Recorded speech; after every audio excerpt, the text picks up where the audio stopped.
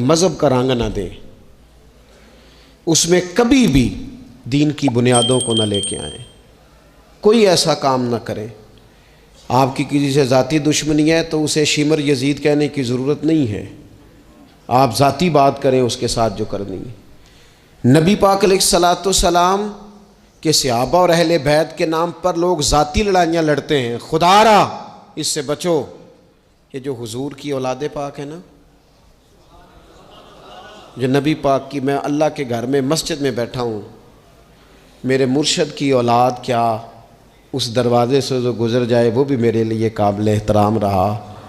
और मेरे उस्ताद साहब के बच्चे, मैं आपको दयानतदारी से कहता हूँ, कभी आ जाएं तो मुझे समझ नहीं आती मैं बिठाऊँ कहाँ, इसलिए कि असलां नाल जिन्हें की करिए और नस्लां ताक नहीं भुलदे। उस्तादों के बच्चे आ जाएं तो बिठाने को जगह नहीं मिलती। अगर उस्तादों के बच्चों का ये हाल है तो रसूल पाक की औलाद का क्या हाल होना चाहिए। नबी पाक की औलाद पाक के बारे में कभी भी अपनी तबीयत में कोई कमज़ोर बात ना रखना। नबी करीम ने फरमाया, ऐ अल्लाह ये मेरे हसन और हुसैन है, मैं इन दोनों से मोहब्बत करता हूँ, तू भी इनसे मोहब्बत फरमा। और फिर महबूब फरमाने लगे, ऐ अल्लाह जो मेरे हसन हुसैन से मोहब्बत करे तो उन सब से भी मोहब्बत फरमा। इस तरह हुजूर की औलाद पाक का एहतराम करना है ना, बिल्कुल उसी तरह मेरे नबी पाक के सहाबा। ज़माना शराग लेके ढूंढेगा ना, वफ़ा की सारी तारीख़ें जहाँ दम तोड़ जाएंगी वहाँ से जनाब सिद्दीक़ अकबर का आगाज़ होता है। दम तोड़ जाएंगी जहाँ सारी चीज़ें, अबू बकर सिद्दीक़, जनाब सिद्दीक़ अकबर। ओ दोस्तों, इतने बड़े लफ्ज़ नहीं मिलेंगे कभी भी कि हुजूर फरमाते हैं मेरे पास जिसके पैसे आए मैंने अमानत समझ के खर्च किए, अबू बकर के आए तो मैंने अपने समझ कर खर्च किए। हज़रत अबू बकर सिद्दीक़ की और फिर सैयदना फ़ारूक आज़म। आपने भी हदीस सुनी होगी, मैंने हुजूर ने फरमाया कि शैतान उम्र को देख के रास्ता बदल जाता है। पहले ये हदीस पढ़ा सुना करते थे, अब इस तरह का तजर्बा हुआ है कि बात ही खुल गई है। वो सिर्फ हज़रत उमर को देख के रास्ता नहीं बदलता, हज़रत उमर का नाम भी ले तो रास्ता बदल जाता है। तो यकीन करें, हमने लोगों को रास्ते बदलते देखा है। नाम ले ले हज़रत उमर का, शैतान रास्ता बदल गया। और सैयदना उस्मान गनी, पैक करे सिद्द को सफ़ा, मंबाए शर्म हया, नूर की सरकार से पाया दुशाला नूर का, ओ मुबारक तुमको ज़ुन्नूरैन जोड़ा नूर का। हज़रत उस्मान गनी। और फिर मौला अली, शेर खुदा, हाल अता, मुश्किल कुशा, हज़रत मौला अली शेर खुदा। हुजूर ने बात ही ख़त्म कर दी। अलैहिस्सलाम ने फरमाया, अली दुनिया में भी मेरा भाई है, आखिरत में भी मेरा भाई है। हुजूर के जमी सहाबा, जमी सुन ले, जमी सहाबा बशमूल कातिब वही सैयदना अमीर मुआविया रज़ी अल्लाह तआला अन्हु तक, जमी सहाबा हर एक का अदब, एहतराम और रूह और दिल से अपनी तबीयत में पैदा रखना। कभी किसी चक्कर में लोग आपको फ़लसफ़ा सुनाएंगे, फ़लसफ़ा तो लोग अब्बा के ख़िलाफ़ भी सुनाते हैं। फ़लसफ़े की रंग में तो लोग ये भी कहते हैं कि तेरा भाई तेरा असल में दुश्मन है। फ़लसफ़े में तो लोग बड़ी चीज़ें ले आते हैं। तो कि लोगों की कहानियाँ सुन के कभी चक्कर में ना पड़ना, अकीदे को मजबूत रखना। और दूसरी मैं आप हज़रात से गुजारिश करूँगा, अपनी ज़िंदगी से काम लें, अपनी ज़िंदगी को बामकसद बनाएं। उससे पहले कि वजूद थकने लगे, बीमार होने लगे, कमज़ोर होने लगे, ऐसा वक्त आ जाए कि लोग नमाजें भी कुर्सियों पे पढ़ने लगे, अपने आप से काम लें, सख्त मेहनत का आदी बनाएं अपने आप को, जद्दोजहद करें। ये ढेर सारी तादाद में उन लोगों की देखता हूँ जो काम नहीं करते, मेहनत नहीं करते। नबी पाक सल्लल्लाहु ताला अलैहि वसल्लम के सामने से एक नौजवान गुज़रा तो कुछ लोगों ने कहा, या रसूल अल्लाह सल्लल्लाहु ताला अलैहि वसल्लम, ये माल कमाने के लिए जा रहा है, काश ये अल्लाह के रास्ते में जिहाद के लिए सफ़र करता। तो हुजूर फरमाने लगे अगर ये अपने बच्चों की रोज़ी के लिए बंदोबस्त करने जा रहा है फिर भी अल्लाह के रास्ते में ही है। माँ बाप बहन भाई बीवी बच्चों के हुकूक अदा करने के लिए कोशिश कर रहा है तो भी अल्लाह के रास्ते में ही है। और अगर इसलिए कोशिश कर रहा है कि मैं किसी के सामने हाथ फैलाने से बचूं तो फरमाया फिर भी अल्लाह के रास्ते में ही है। मेहनत करें, जद्दोजहद करें, सहारे ना तलाश करें और अपनी ज़िंदगी इस तरह की मेहनत वाली बनाएं कि आप थक जाएं। शाम को एक लंबी तादाद है लोगों की जो काम नहीं करती, कोशिश नहीं करती, तगोदो नहीं करती। कोई भी आप किसी शोबे से भी वाबस्ता हैं, बजाय इसके कि दूसरे शोबे को ठीक करने की कोशिश की जाए, हम जिस शोबे में हैं हम उस शोबे में मेहनत करें, कोशिश करें।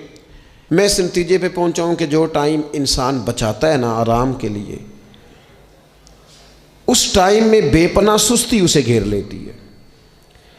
हम छोटे होते थे बचपन में, स्कूल से एक छुट्टी करते थे फिर दूसरी करने को भी दिल करता था, दूसरी करते थे फिर तीसरी करने को भी दिल करता था।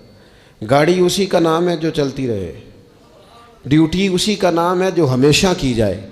ज़िंदगी में मुसलसल जद्दोजहद करेंगे, मुसलसल काम करेंगे, उसका नतीजा ये निकलेगा कि आप महसूस करेंगे कि आपका वजूद जो है वो बड़ी सलाहियतों वाला है, वो बेकार नहीं है। मुसलसल काम। आप अंबिया किराम अलैहिमुस्सलाम की ज़िंदगी देखें, सहाबा की ज़िंदगियाँ देखें, अहले बैत की देखें, औलिया अल्लाह की देखें, बुजुर्गान दीन की देखें। आप देखें कि उन्होंने काम कितना कितना बड़ा किया है। हम कभी उनको पढ़ते हैं तो हैरान हो जाते हैं कि यार इतने मुख्तसर वक्त में इतना ज़्यादा काम तो मुमकिन ही नहीं। आला हज़रत रहमतुल्लाह अलैह ने 1000 किताब लिख दी। इमाम बुखारी ने पूरी दुनिया में घूम कर अहादीस जमा करके एक जगह पे इकट्ठी कर दी और फिर उसूल वज़ा कर दिए हदीस पाक के कि हदीस किस तरह कबूल की जाएगी। फिर उसमें फ़र्क कर दिया कि सही कौन सी है, मुतवातर कौन सी है, हसन कौन सी है, ज़ईफ़ कौन सी है, मौजू हो तो फिर उसके कायदे क्या हैं। इतना काम बुजुर्गों ने कर दिया। जद्दोजहद थी ज़िंदगी में, मुसलसल ड्यूटी करते थे। जब मुसलसल काम करते हैं ना, नबी पाक सल्लल्लाहु ताला अलैहि वसल्लम ने फरमाया जो आदमी मेहनत करे, कोशिश करे और शाम को थक के सो जाए, अल्लाह उसके पिछले गुनाहों को माफ़ फरमा देगा। तो चलते रहें, जद्दोजहद करें, हिम्मत करें, कोशिश करें। कभी कभी यूँ होता है कि इंसान समझता है कि मैंने कोशिश तो की थी लेकिन यार ये मेरे कोशिश करने से कोई नतीजा नहीं निकला। आरिफ रूमी रहमतुल्लाह अलैह फरमाते हैं कि एक शहर ऐसा था जिसमें एक बीमारी बार बार हमला करती थी। तो 3-4 पहाड़ियाँ एक दूसरे के ऊपर थीं, इकट्ठे पहाड़ बने हुए थे, उसके ऊपर वो जड़ी बूटी थी जिससे उस बीमारी का इलाज होता था। तो कई हकीमों ने बताया कि अगर वो जड़ी बूटी हासिल कर ली जाए तो तुम्हारे शहर के लोग सेहतयाब हो सकते हैं। पर वो 4 पहाड़ियाँ ऊपर नीचे और फिर ढलान बड़ी सीधी थी, जो पैर रखता फिसल जाता, कोई जुर्रत ही न करता ऊपर जाने की। लेकिन लोग बीमार थे, तकलीफ़ में थे। बिलाखर एक शख्स ने इरादा किया कि कब तक लोगों को बीमारी से सिसकते, तड़पते, मरते देखता रहूँगा। उसने कुल्हाड़ा उठाया, हथौड़ा उठाया, पहाड़ काटना शुरू किया कि मैं सीढ़ियाँ बनाऊँगा ऊपर जाने के लिए। फरमाते हैं कि वो पहाड़ काट रहा था तो जो करीब आते थे ना, वो उसे कहते थे पागल हो गया तू अकेला बंदा कैसे पहाड़ काटेगा, बेवकूफ़ है, छोड़ दे। उसने कहा यार तुम साथ नहीं चल सकते तो हौसला शिकनी तो ना करो, मुझे कुछ करने तो दो। सालों लग गए, एक पहाड़ काट के सीढ़ियाँ बनाई उसने। फिर दूसरा पहाड़ शुरू किया, फिर सालों लग गए और 2 पहाड़ काटे थे। बुढ़ापा आ गया, बीमार हो गया, मौत का वक्त आ गया। अब चूँकि सीढ़ियाँ बन गई थी तो 2 पहाड़ कट गए थे, वहाँ तक लोग आने जाने लगे थे। ऐन उस वक्त जब वो दुनिया से जा रहा था फिर भी कुछ लोग हौसला शिकनी कर रहे थे। उसे कह रहे थे खुदा के बंदे क्या नतीजा निकला। कुछ लोगों की ड्यूटी होती है अपोजिशन का किरदार अदा करना, वो हर मौके पर हौसला शिकनी करते हैं। अब उस पर आखिरी वक्त आ गया है, बावजूद उसके कुछ लोगों ने जाके कहा क्या नतीजा निकला जी, तेरे ऊपर मौत का वक्त आ गया है। तू ऊपर तक तो जा नहीं सका, फ़ायदा क्या हुआ? वो कहने लगा बेवकूफ़ो, तुम्हें पता ही नहीं मैं कामयाब होके जा रहा हूँ। उन्होंने कहा किस तरह? कहने लगा मैंने आधा सफ़र आसान कर दिया है, अब जो मेरे बाद आएगा ना उसे सिफर से नहीं शुरू करना पड़ेगा, मैंने आधा सफ़र उसके लिए आसान कर दिया। वो तीसरे पहाड़ से शुरू करेगा और 2 काटेगा तो जड़ी बूटी तक पहुंच जाएगा, लोगों को शिफा होने लगेगी अल्लाह के फजल से। हम पता क्या करते हैं, बिलखुसूस मेरे वतन का रिवाज ये है कि लोग आधा सफ़र भी आसान करने को तैयार नहीं। वो कहते नहीं सारा ही फलाना करेगा। जितने अंबिया दुनिया में आए ना मेरे दोस्तों, वो सारे कामयाब गए, लेकिन किसी के साथ 4 उम्मती, किसी के साथ 10, किसी के साथ 100, किसी के साथ 200, लेकिन नबी कामयाब गए। क्यों? कि अल्लाह ताला ने जो उनके ज़िम्मे ड्यूटी लगाई थी वो ड्यूटी उन्होंने पूरी जिम्मेदारी से सर अंजाम दिए। उस ड्यूटी में उन्होंने कभी कोई कमी दिखाई तो अपनी ज़िंदगी में जद्दोजहद करें, काम करें, बैठकर सिर्फ बात ना करें, तनकीद ना करें, बैठकर सिर्फ मनसूबा बंदी ना करें। और मेरे मुल्क में बिलखुसूस ये काम होता है, तबसरे करो, चैनल खोलो, तनकीद करो, अंदर की खबर लेके आओ, कोई कहानी सुनाओ, कोई नई स्टोरी बनाओ, लेकिन काम ना करो। बड़ी खूबसूरत बात की शायर ने, उसने कहा शिकवाए जुल्मत शब से तो कहीं बेहतर था, अपने हिस्से की कोई शम्मा जलाते जाते। लोग तालीम नहीं हासिल कर रहे तो भैया आप एक बच्चे का खर्च उठा लें, किसी गरीब का आप उसे पढ़ा दें, एक बंदा तो आपकी वजह से तालीम याफ्ता हो जाए। लोगों को खाना नहीं मिल रहा, भूखों मर गए लोग, हुकूमतें कुछ नहीं कर रही, आप 10 बंदों की जिम्मेदारी उठा लें, आप गरीबों को देख लें, 10 लोगों के घर में आप खाना पहुंचाना शुरू करें। और ये होता रहा है, लोग ये काम करते रहे, ये ड्यूटियां हमारे बुजुर्गों ने सर अंजाम दी हैं, 2-2 करके, 4-4 करके, 6-6 करके उन्होंने काम किया है। अपनी जिम्मेदारी का एहसास करें, मुसलसल काम करें, मुसलसल जद्दोजहद करें, मुसलसल ड्यूटी करें। और फिर मेरी तीसरी गुजारिश आपसे ये है कि जिस तरह आप अपने अपने घर में आपकी ज़िम्मेदारियां होती हैं और अगर आप ज़िम्मेदारी अदा नहीं ना करते तो एहतजाज होता है। माँ को टाइम नहीं देते तो माँ भी एहतजाज करती है, घर वाली को टाइम नहीं देते तो वो भी एहतजाज करती है, दोस्तों को वक्त नहीं देते तो वो भी उसका शिकवा करते हैं। तो आपके ज़िम्मे जितनी भी जिम्मेदारियां हैं, आप पढ़ाते हैं, क्लास में वक्त पे नहीं आते तो उसका इजहार किया जाता है। हमने अपने अपने ज़िम्मे जो जिम्मेदारियां ली हैं पूरी करते हैं। मैं आज आपको ये पैगाम देना चाहता हूँ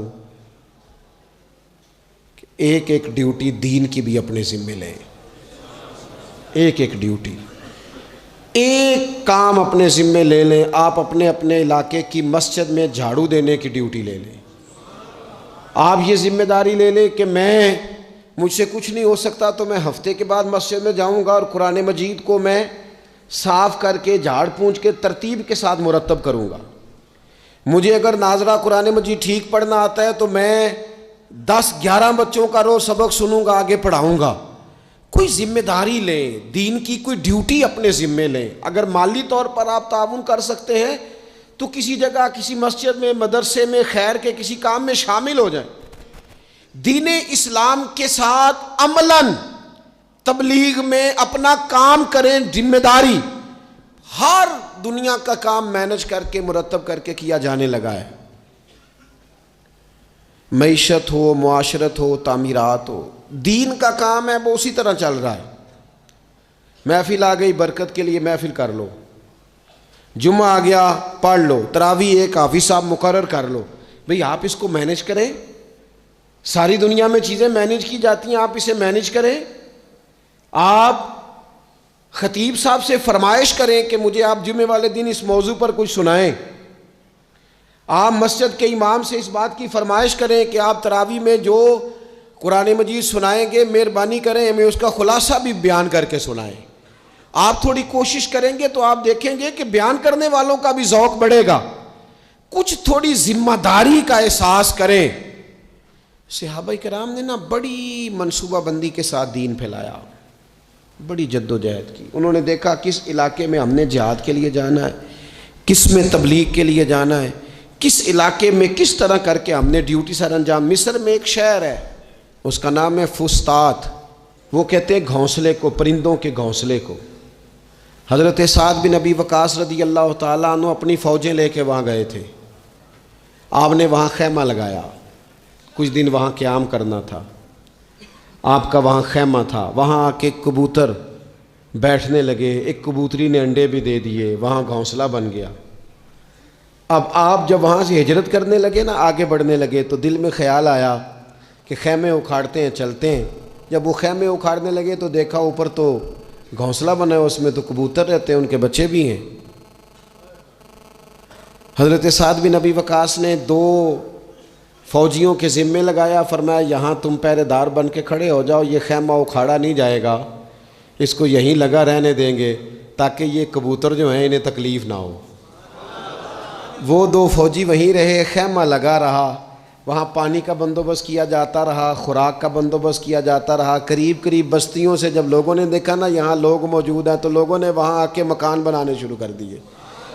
वो एक परिंदे के घोंसले की हिफाजत के लिए कुछ देर 2 सिपाही रुके थे, अल्लाह ने वहाँ पूरा शहर आबाद फरमा दिया है। तो आप एक घोंसले की हिफाजत शुरू करें, इंशाअल्लाह शहर आबाद हो जाएंगे। लेकिन हम घोंसलों की हिफाजत करने को भी तैयार। अब चौथी बात आपकी खिदमत में अर्ज़ करनी है, एक ज़रूरी काम बड़ी बड़ी तवज्जो के साथ आपने समझना है। थोड़ा सा इसके पस मंज़र को समझ लें। जो आया करीमा मैंने तिलावत की है उसका हिस्सा भी इसी में आएगा। दुनिया का निज़ाम ना 2 तरीक़ों से चलता है, एक है निज़ाम असबाब और एक है निज़ाम गैब। एक निज़ाम असबाब से चलता है कि आग जलाती है, पानी ठंडा करता है, इंसान माँ बाप के मिलाप से पैदा होता है। दुनिया निज़ाम असबाब से चलती है और इसी तरतीब से निज़ाम आगे चल रहा है। और एक है निज़ाम गैब, जब अल्लाह अपनी रहमत का फ़ैसला फरमाए। तो एक निज़ाम वो भी है। वो कैसे है? आग जलाती है, लेकिन जब रब चाहे ना तो हज़रत इब्राहीम के लिए ठंडी हो जाती है।